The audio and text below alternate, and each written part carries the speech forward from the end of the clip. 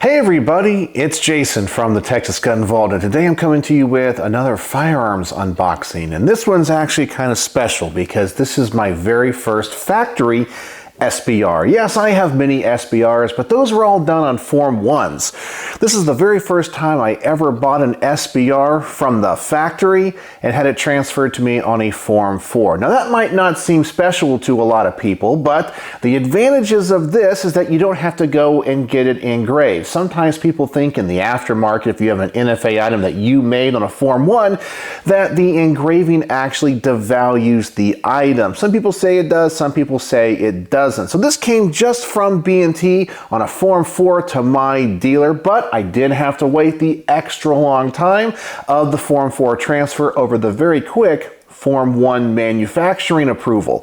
So let me adjust the camera, let's unbox this, and I also want to show you a few things that I discovered about this firearm that I might have some issues with. They're not necessarily deal breakers, but there's some things that I think you should be aware of. So let me go ahead and adjust the camera, let's get this thing unboxed, and I'll show you my latest factory SBR.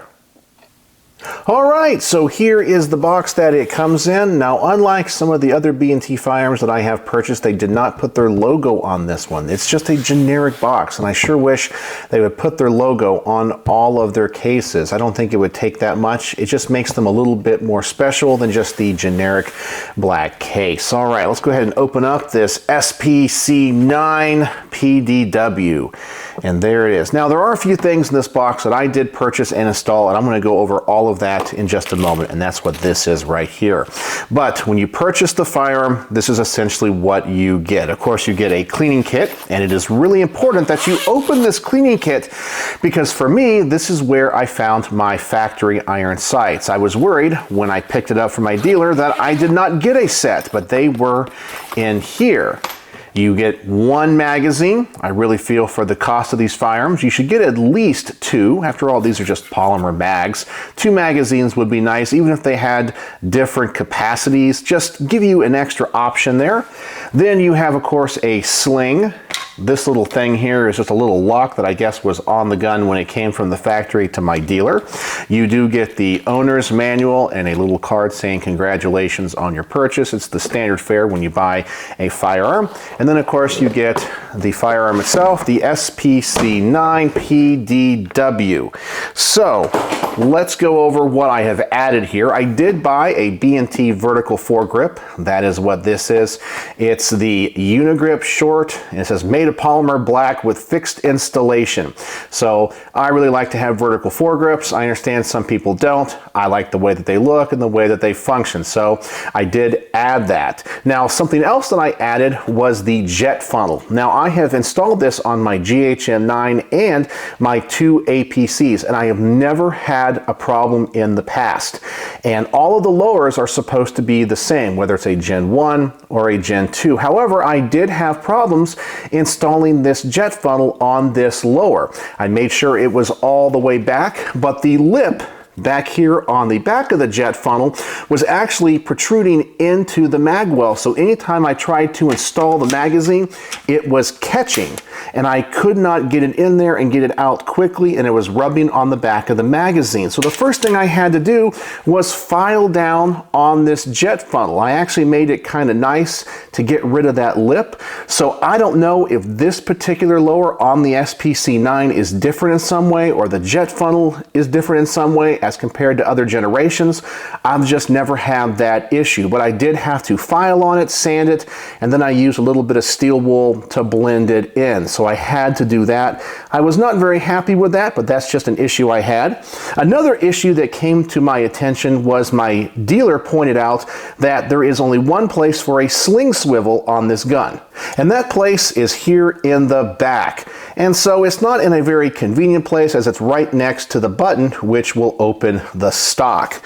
So here I have a Magpul, I believe it's a Magpul QD sling swivel. And so if I try to install it, it actually doesn't fit.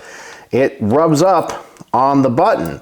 So I didn't know how to install it, neither did my dealer, and I contacted somebody at B&T and they said, oh, we use Blackhawk QD sling swivels. Okay, so we got one of those, and it doesn't fit either.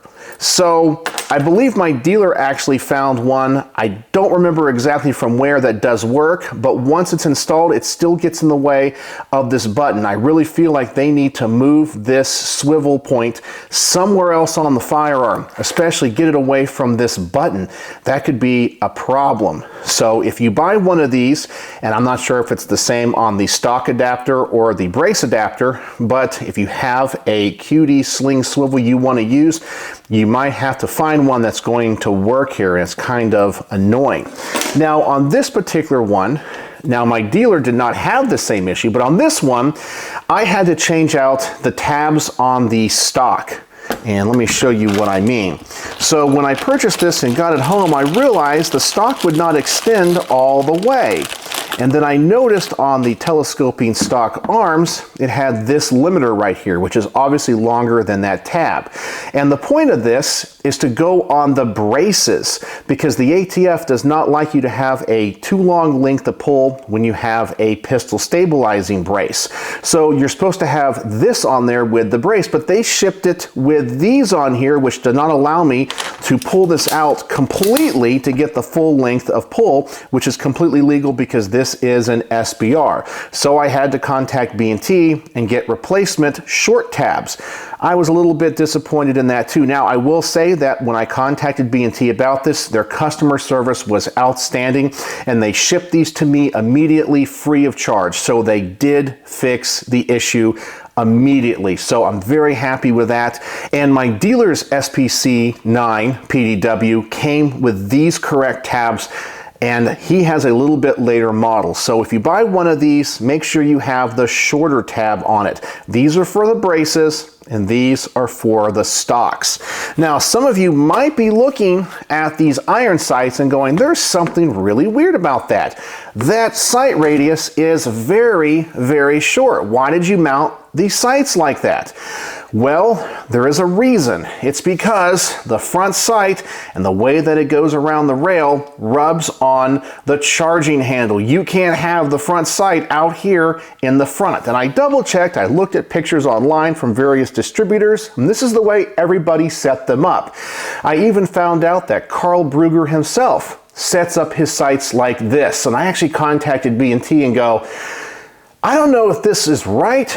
Am I doing something wrong? And they informed me that they think this is an issue too, and they are going to come out with a different charging handle in the future that will be ambi, that will be adjusted in a way that you can put the iron sights all the way out at the front, and the charging handle will avoid that. So I kind of feel like in the prototyping phase, this is something that should have been addressed. If you're going to provide iron sights, it should be able to be mounted for the full length and sight radius.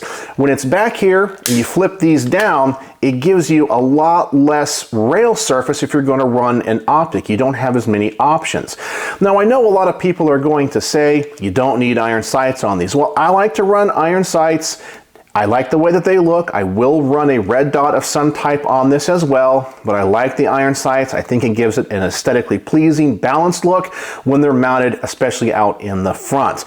So if you buy one of these SPC9 PDWs, this is something you need to think about.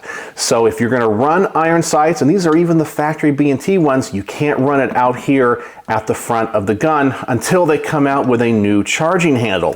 So I did have a few issues with this between the jet funnel, the tabs, the sling swivel, and the placement of the iron sights. Now, none of these are really deal breakers. I've been able to fix most of the issues with the exception of the iron sights myself. B&T had great customer service, sent out those tabs, so I have no complaints whatsoever, and I'm really looking forward to that altered charging handle. But that's just something I want to make you aware of if this is a firearm that you are intending on buying or possibly looking at. And if any of these issues concern you, you want to make sure that the one that you get doesn't have that. And for me, the one that concerned me the most was the jet funnel, because I had to file down on that and make it look nice, but I did get it to work just fine.